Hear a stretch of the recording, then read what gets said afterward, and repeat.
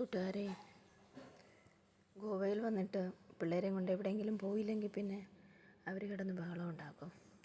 അതുകൊണ്ട് തന്നെ ഞങ്ങളൊരു ഉച്ചയായപ്പോഴത്തേക്ക് പുറത്തോട്ട് പോയി. 3 പേരുമുണ്ട്, എൻ്റെ നാത്തൂൻ്റെ കൊച്ചുമുണ്ട്. ഞങ്ങളെല്ലാവരും കൂടെ വണ്ടിക്കാണ് പോകുന്നത്. 3 പേരും കൂടെ കൂടിക്കഴിഞ്ഞ് കഴിഞ്ഞാൽ പിന്നെ നല്ല മേളമാണ്. വണ്ടിക്കകത്ത് കയറി കഴിഞ്ഞിട്ടാണേലും അവരുടേതായിട്ടുള്ള വർത്തമാനവും എന്തോ മസ്തി പുറകിൽ കിടന്നിട്ട് എന്തൊക്കെ കുരുത്തക്കേടാണ് കാണിക്കുന്നത്. ഇതുങ്ങളെയൊക്കെ നോക്കിക്കൊണ്ട് പോകാമെന്ന് പറഞ്ഞു കഴിഞ്ഞാൽ ഏറ്റവും വലിയ പാടാണ്.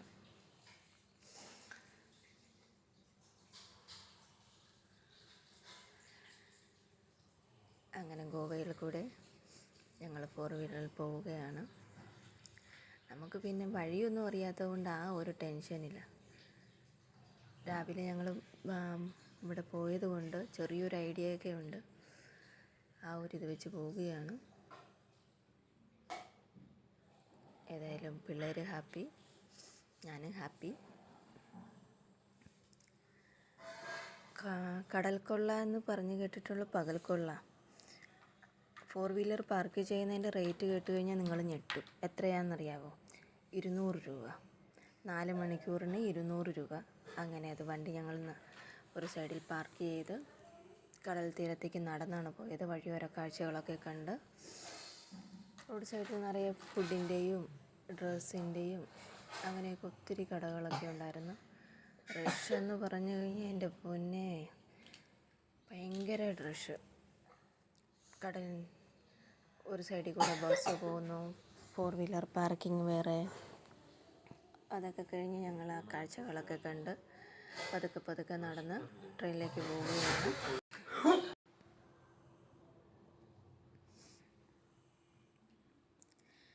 വഴിയെ കൂടെ പോകുമ്പോഴാണേലും ഓരോ കച്ചവടക്കാർ എല്ലാം നമ്മുടെ പുറകെ കൂടും. മേഡം അത് വേണോ, മേഡം ഇത് വേണോ എന്നൊക്കെ ചോദിച്ചുകൊണ്ട്. പിള്ളേരെയൊക്കെ ഞങ്ങൾ വീട്ടിൽ നിന്ന് പറഞ്ഞ് സെറ്റാക്കിക്കൊണ്ടാണ് പോകുന്നത്. അല്ലേ പിന്നെ ഇവിടെ വന്നു കഴിഞ്ഞാൽ കയ്യിൽ കൺട്രോൾ കിട്ടത്തില്ല. കൂടുതലും വെസ്റ്റേൺ ഡ്രസ്സിൻ്റെയും തൊപ്പി അങ്ങനെയുള്ള ഐറ്റംസാണ്. പിന്നെ ഫ്രൂട്ട്സിൻ്റെയൊക്കെ വില കേട്ട് കഴിഞ്ഞ് ഞാൻ മേടിക്കത്തില്ല. ആ ഒരു ചെറിയ കപ്പിനകത്ത് കാണുന്നതിന് 50 രൂപ. പിന്നെ ഇവിടെ വന്നു കഴിയുമ്പോഴത്തേക്ക് അവർക്കറിയാം മേടിച്ച് കൊടുക്കാതെ രക്ഷയില്ല, പിള്ളേരൊക്കെ ആണെങ്കിലും ഉണ്ടെങ്കിൽ. അതുകൊണ്ട് അവർ പറയുന്ന വിലയ്ക്ക് നമുക്ക് മേടിക്കേണ്ടി വരും. എന്തായാലും കയ്യിൽ പൈസ എണ്ണാതെ കൊണ്ടുപോവുകയാണെങ്കിൽ നമുക്ക് ടെൻഷനില്ല. എവിടെ വേണേലും പോകാം, എന്ത് വേണേലും വാങ്ങാം.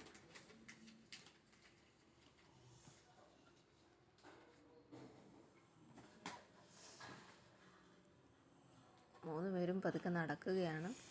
പിന്നെ ഫുഡിൻ്റെയൊക്കെ ആണെങ്കിലും ഓരോ ഹോട്ടലുകാർ പുറത്തുനിന്ന് ഇങ്ങനെ വിളിച്ചുകൊണ്ടിരിക്കുക, അതുണ്ട് ഇതുണ്ട് ഇങ്ങോട്ട് വാന്നും പറഞ്ഞിട്ട്. ഞങ്ങൾ പിന്നെ ആ സൈഡിലേക്ക് നോക്കാനേ പോയില്ല. കാരണം വീട്ടിൽ നിന്ന് ഭക്ഷണമൊക്കെ കഴിച്ചിട്ട് പോയത് കൊണ്ട് ആ ഒരു പ്രശ്നമില്ലായിരുന്നു. പിന്നെ ഇതെന്ന് പറഞ്ഞാൽ 3 പേരെയും കൂടെ നോക്കിക്കൊണ്ട് കയ്യെ പിടിച്ചുകൊണ്ടാ തന്നെ നടക്കുമായിരുന്നു. അങ്ങോട്ടോ ഇങ്ങോട്ടോ ഒന്ന് ശ്രദ്ധ മാറിപ്പോയി കഴിഞ്ഞാൽ ചിലപ്പോൾ അവരെങ്ങോട്ടാണ് ഓടിപ്പോകുന്നതെന്ന് പറയാൻ പറ്റത്തില്ല. അങ്ങനെ ഞങ്ങൾ പതുക്കെ ബീച്ചിലെത്തി. ബീച്ച് എന്ന് പറഞ്ഞാലും മുഴുവനും ഇതേപോലെ ഒരു കുടയുടെ അടിയിൽ 2 പേർക്ക് ഇങ്ങനെ കിടക്കാവുന്ന രീതിയിലെല്ലാം സെറ്റപ്പ് ചെയ്ത് വെച്ചിരിക്കുകയാണ് അവർ. ഞങ്ങൾ ആദ്യം അങ്ങോട്ടൊന്നും പോയില്ല. പിള്ളേർ നേരെ ബീച്ചിൻ്റെ അടുത്തോട്ട് തന്നെ പോയത് കൊണ്ട് പരന്ന് വിശാലമായി കിടക്കുന്ന സ്ഥലമായതുകൊണ്ട് തന്നെ ഞങ്ങളൊരു സൈഡിലാണ് എത്തിയത്.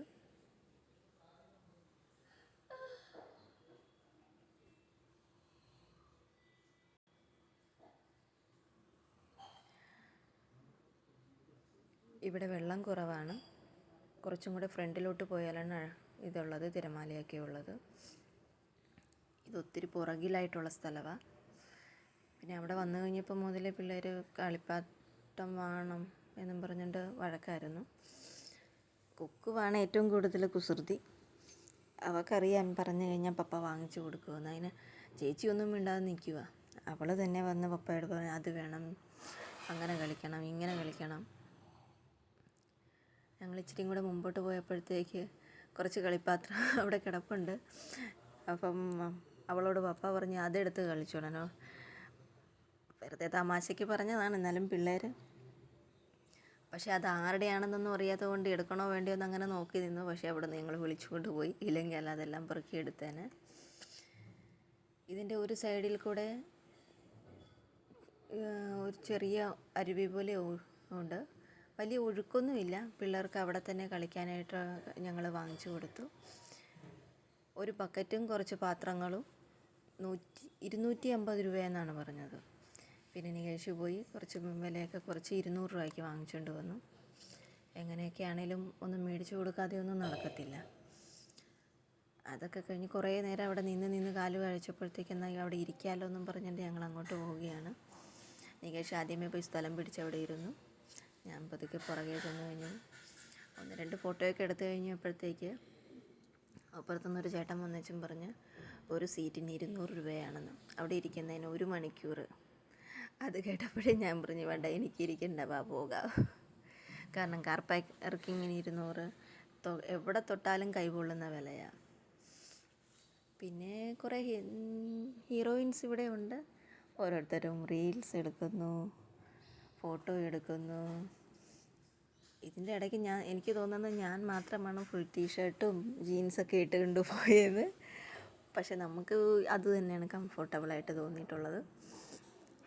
എവിടെ പോയാലും നമ്മളല്ലാതെ ആകത്തില്ലല്ലോ.